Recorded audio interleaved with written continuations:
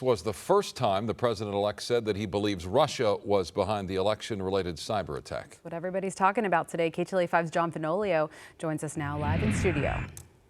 Hey, good evening, everyone. Well, the president-elect intended to use his first press conference to discuss untangling conflicts of interest between his businesses and the Oval Office. But the subject quickly turned to questions about Russia's interference in the election. And that's when things got heated.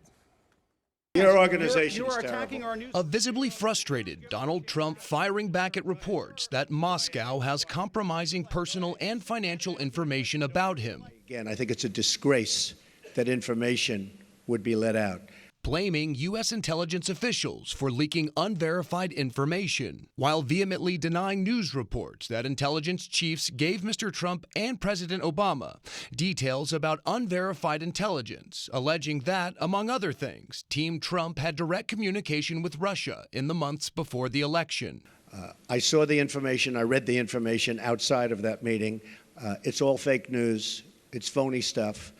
It didn't happen. CNN broke the story, but did not report the details. BuzzFeed later published an explosive but unsubstantiated 35-page dossier, reportedly from a former British intelligence operative, who details a slew of salacious allegations against Mr. Trump. Don't be rude. No, I'm not going to give you a question. I'm not going to give you a question. Can you stay categorical? You are fake news. Director of National Intelligence James Clapper insisting the documents have not been corroborated by U.S. intelligence agencies nor leaked by them, after speaking with Mr. Trump, issuing a statement saying in part, "The IC has not made any judgment that the information in this document is reliable, and we did not rely upon it in any way for our conclusions. However, part of our obligation is to ensure that policymakers are provided with the fullest possible picture of any matters that might affect national security." Mr. Trump denying having any involvement with Moscow, while accepting the U.S. intel community's findings. As far as hacking, I think it was Russia,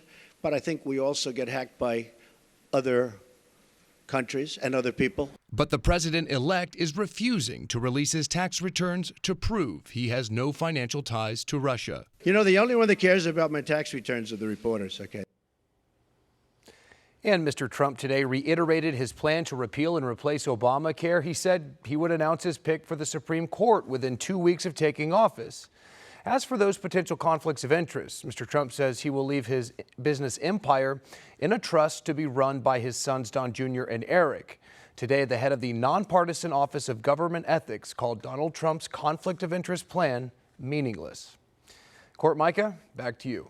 Okay, John, thank you. New Jersey Senator Cory Booker was front and center during day 2 of Senator Jeff Sessions' confirmation hearing for Attorney General. And Booker did not hold back. Booker became the first sitting senator to testify against a colleague in a confirmation hearing. His panel was added at the request of Senator Dianne Feinstein, the top Democrat on the Senate Judiciary Committee. Booker, along with several other lawmakers and civil rights leaders, testified that Sessions' record on civil rights would take the Justice Department in the wrong direction and makes him unfit to serve as Attorney General. This is someone who's told us that they are not willing to aggressively protect voting rights, civil rights, women's rights, LGBT rights. I deeply understand the history of civil rights in our country and the horrendous impact that relentless and systemic discrimination and the denial of voting rights has had on our African-American brothers and sisters. Sessions' supporters say the senator's record on civil rights has been distorted, but the Democrats and civil rights leaders who testified today say Sessions has shown a pattern of disregard, especially for people of color and at-risk members of society during his tenure in the Senate. Booker asked the Senate to vote against Sessions' appointment.